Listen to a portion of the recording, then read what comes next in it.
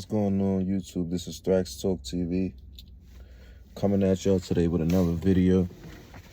This one today, man, we talking about James Patterson and Jeffrey Epstein, the connections. You know, for a while now, James Patterson been my favorite author. I used to go hard with the James Patterson books. You know, I read all of the Women's Murder Clubs. Most of the, I don't know, I ain't gonna say all of the Women's Murder Club because there's still some coming out today, but all the way to 2018, I read all of the Women's Murder Clubs. Most of the Alex Cross, Violence Are Red, or whatever, Violence Are Blue, whatever ones that, both of those, all of those ones, you know, Alex Cross, you know, if you read it, you know what I'm talking about. Another author was Stuart Woods, Stephen King. Those was good authors too, but nobody was great like James Patterson. James Patterson was a different type of monster when it came to the books. You know, now that I'm opening my eyes and I'm in society, you know, I could look things up. I'm starting to see why this man was one of the best authors and why his books were so interesting. You know, I have an understanding now that James Patterson, he was he's a part of a lot of stuff. He have a lot of connections, and most of his stories is based on real situations but fake things in it also. You know what I mean? So he mixed it up. It's like a rapper. It's real and fake, you know, but mostly fake, right? So as we know, mostly elder people read James Patterson books and jailbirds, you know?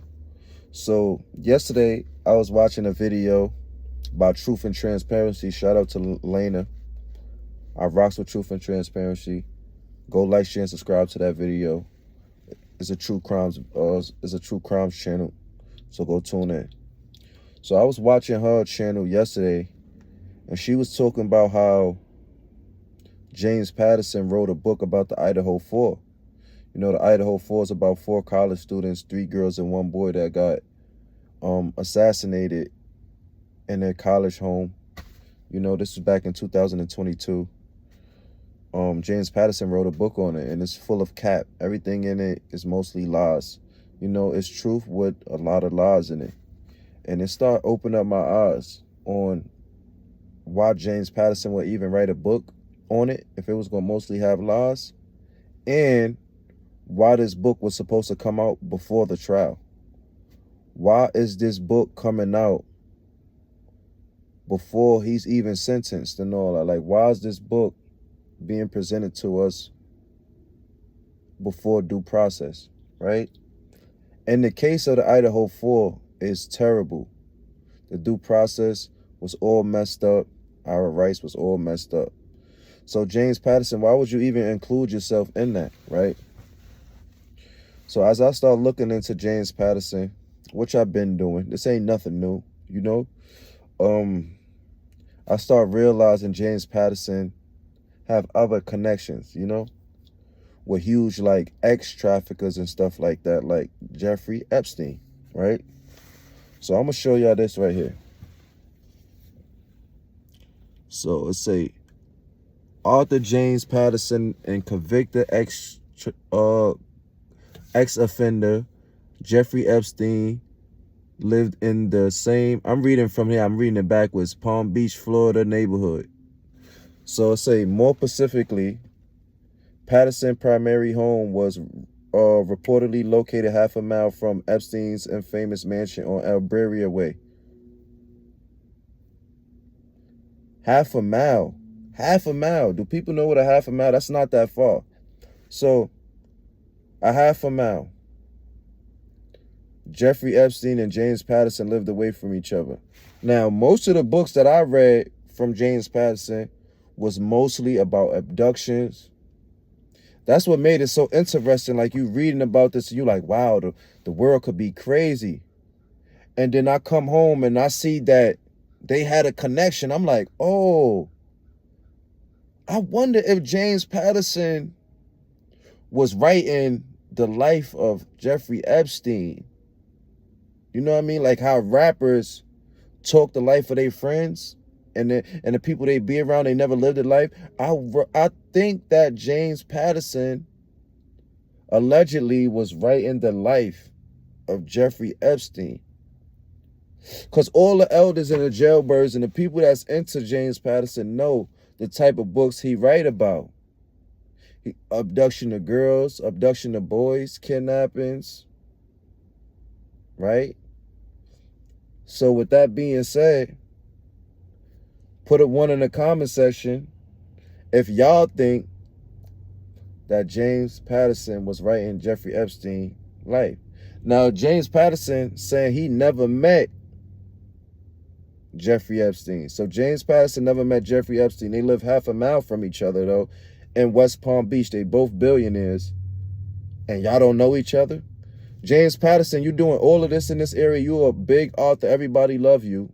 Jeffrey Epstein is a big, businessman, whatever he was doing. And y'all live in the same area. Y'all don't know each other. Y'all never heard of each other. Law enforcement never told y'all about each other. That y'all was in the same area. Nothing. You never heard about this man. Okay, cool, whatever. You're lying. All right, so I'm going to let you talk. With Epstein? I didn't know who he was at the time. Right. Yeah, briefly, in one of the outside one of the restaurants, and somebody who I knew. This is Epstein, and I didn't pay attention to it. A friend of mine down here, Tim Malloy, was a journalist down here, and he knew the story. We had done a documentary, Murder of a Small Town, and we were thinking of maybe doing another documentary. He told me the Epstein story. I said, this is insane. This billionaire and all these young girls, and I want to write a book on it.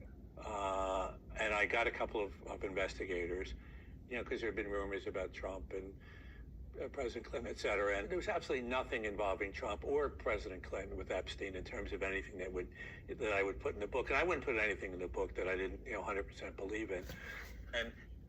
So we know Bill Clinton and Donald Trump was cool with Jeffrey Epstein, right? But this guy saying he don't believe it, he wouldn't put it in the book. So you wouldn't put the truth in the book, right? But you saying also you didn't know Jeffrey Epstein, which is I know is a lie. Y'all lived half a mile away from each other. Y'all two of the richest probably dudes in West Palm Beach. There's no way y'all didn't know each other. But I'm going to let you finish, James Patterson, because we on you. We on to you, too. And the woman sitting next to me, it turned out she ran the spa at Mar-a-Lago. And I said, did you ever run into Jeffrey Epstein there? She said, oh, yes. She said he wasn't a member, but he would come. And she said he was. So now he asked about Jeffrey Epstein in a spa that he knew about, right? Can this same spa be the spa that Robert Kraft got locked up in a couple years ago? Shh. I ain't say that. Robert Kraft got caught up in the trafficking raid in West Palm Beach a couple years ago, somewhere in Florida a couple years ago. We ain't forget about that. So, yeah. Y'all all connected, yeah. Inappropriate with the young girls. And she said, I went to Mr. Trump, and Mr. Trump banned him that day. People are nuts in terms of, and they're so adamant about the stories. They go, well, everybody must have known in town that Epstein was. I'm going, why would you think? So everybody knew in town but you? Everybody knew about Epstein in town but you, James Patterson. So you just that old that you don't even know the billionaires and big ballers coming through? You didn't know them, but your stories that you putting out there, they all seems like Jeffrey Epstein type of stories.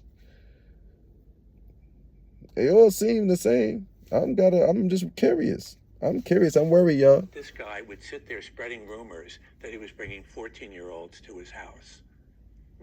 Seriously, do you really think somebody would do that? I have these 14-year-olds over all the time. And while we were writing the book, that's the book right there, y'all. I'm gonna read that book. And I would get threats from his lawyers every couple of weeks. What would they say? Don't do this. We're going to sue you. You're going to get your information wrong. And I knew we weren't. Because if I write a nonfiction book, I'm not going to put anything in there that I can't stand behind 100%. Oh, y'all heard that. He got to stand on everything he said 100%. So that Brian Kohlberger Idaho 4 book that you wrote, you got to stand on that. And when we read this book, because I'm going to read it to y'all on YouTube, he got to stand on that, you heard? He got to stand on everything he say. So with that being said, you send investigators out on him, right?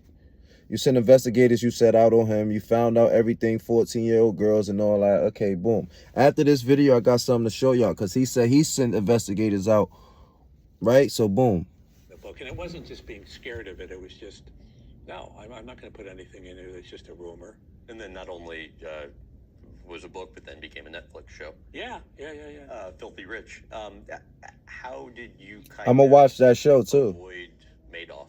I have a guy who, Tony Pizer. We're going to cut it right there because now they're talking about Bernie Madoff. All right, so boom, let's get to this. He said he sent his investigators out on Jeffrey Epstein. Okay, cool. Who was the investigators? I don't know what Jeffrey Epstein was about to do, what he was about to say, you know.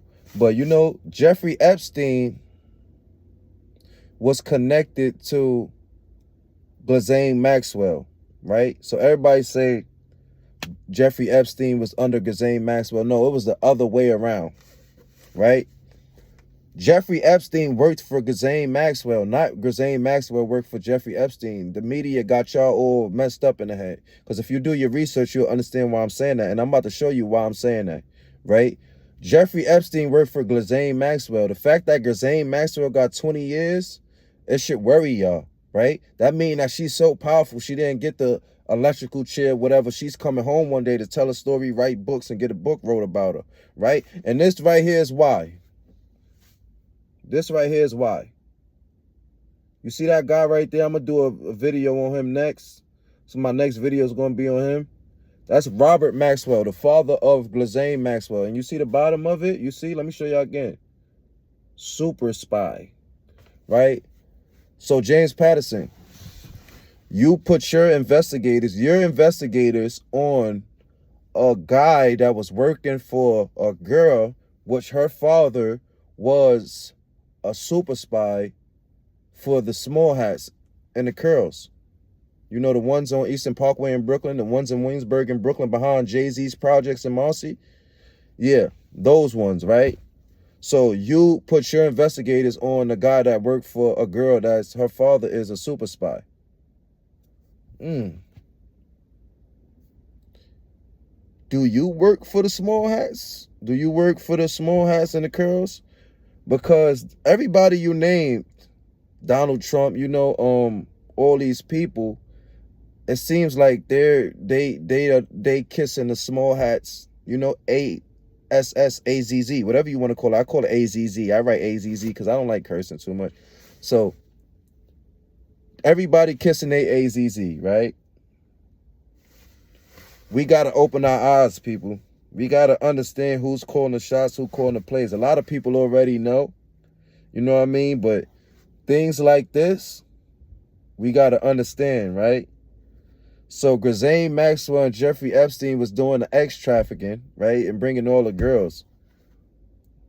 So was they the people getting the girls? Are they the people everybody about and they hiding? And why they hiding the Epstein list? Because when we found out that who all these big people are all of these people in our government super spies? We got to find out, people. It's important. It's important that we find out. It's important that we find out.